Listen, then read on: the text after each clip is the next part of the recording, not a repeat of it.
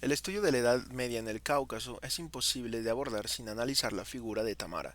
Su reinado, que se extendió desde 1184 hasta 1213, no solo representa el apogeo del reino de Georgia, sino que define un cambio de paradigma en la política de Armenia y el Próximo Oriente. A menudo, la historiografía popular se pierde en leyendas, pero el análisis académico nos revela a una estratega política que supo navegar entre las tensiones del Imperio bizantino y de los sultanatos selyúcidas. En este video analizaremos cómo una mujer logró consolidar el título de Mepe, un término gramaticalmente masculino que significa rey, y cómo su administración catalizó el renacimiento cultural y militar de la Armenia medieval y también de la Georgia medieval. Es fundamental entender que Tamara no heredó simplemente un estado estable, sino que tuvo que reconstruir la autoridad monárquica frente a una nobleza que buscaba fragmentar el poder central para favorecer sus intereses feudales. Bien, para entender el impacto de Tamara, debemos situarnos en el año 1178. Su padre, Jorge III, ante la falta de descendencia masculina y consciente de las ambiciones de la nobleza, tomó una decisión sin precedentes: nombrar a su hija corregente. Esta fue una medida pragmática para asegurar una transición pacífica, pero tras la muerte del rey en 1184, Tamara se enfrentó a una oposición institucional inmediata.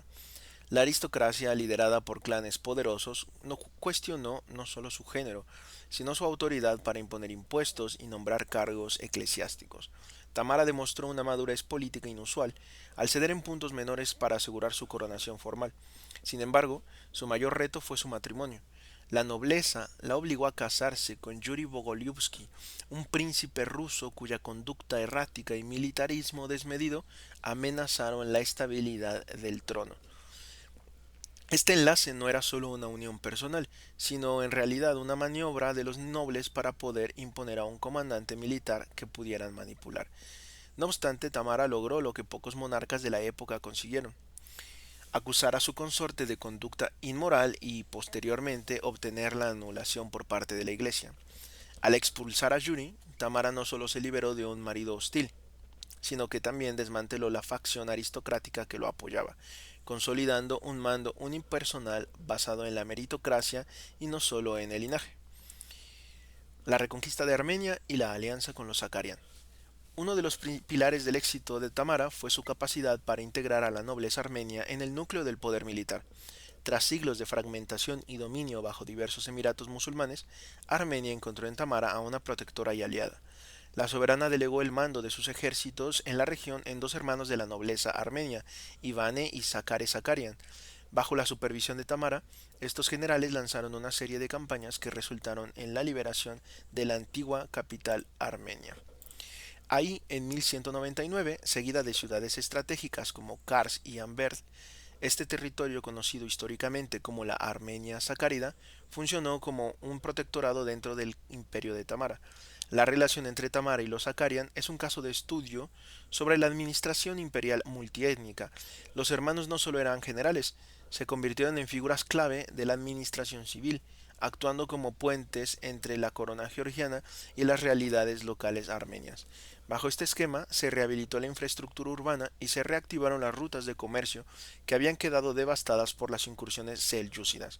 La simbiosis fue tan efectiva que la nobleza armenia comenzó a adoptar códigos de caballería y estructuras feudales similares a las georgianas. De esta forma crearon una identidad política regional unificada que logró resistir durante décadas las presiones externas. Geopolítica: el choque con los sultanatos. El crecimiento de la influencia de Tamara no pasó desapercibido en la región. El sultanato de Rum, bajo el mando de Suleimán II, vio en el imperio de Tamara una amenaza directa. El enfrentamiento definitivo sucedió en la batalla de Bassiani en 1202.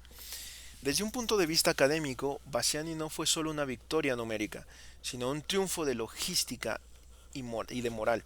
Las crónicas detallan cómo Tamara, en un gesto de liderazgo, arengó a sus tropas antes de la batalla desde el monasterio de Varzia.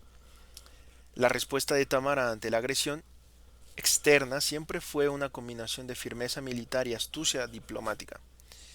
Después de la victoria, su influencia se expandió aún más, a tal punto que los pequeños emiratos que rodeaban Georgia prefirieron pagar tributo antes que enfrentarla.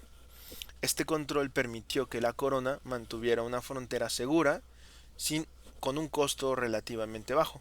Poco después, Tamara intervino en la política bizantina y logró establecer a Georgia como una especie de árbitro internacional entre Oriente y Occidente. El legado cultural y el renacimiento de las artes.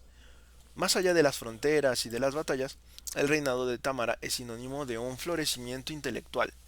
Fue la era en la que el filósofo y poeta Shota Rustaveli compuso El caballero en la piel del tigre, una obra que, aunque literaria, en realidad refleja la ética y los valores de la época y que habían sido establecidos en la corte de Tamara. En Armenia, este apoyo se tradujo también en una explosión arquitectónica. Por ejemplo, los monasterios de Sanahin, Hagpat o de Goshabank se convirtieron en verdaderos centros de aprendizaje, donde se enseñaba teología, caligrafía, ciencia, matemáticas. Es relevante destacar que este renacimiento no fue exclusivamente en el ambiente religioso. Gracias al mecenazgo de Tamara y de los Zakarian en Armenia específicamente, se fomentó una cultura de traducción de textos griegos y árabes y de debates filosóficos. De esta forma, la región del Cáucaso en general se transformó en un depósito de conocimiento en una época donde existía una gran inestabilidad en la Europa occidental y también en el mundo árabe. La estética de este periodo se caracteriza por intrincados relieves en piedra y cúpulas imponentes, y esto también es un testimonio visual de, de la estabilidad que Tamara proporcionó. Su administración no solo protegía las rutas comerciales de la ruta de la seda, sino que también garantizaba un ambiente de tolerancia religiosa donde podían convivir en relativa paz los cristianos, los judíos y los musulmanes. Este cosmopolitismo fue el verdadero motor de la Edad de Oro de Georgia y del Cáucaso.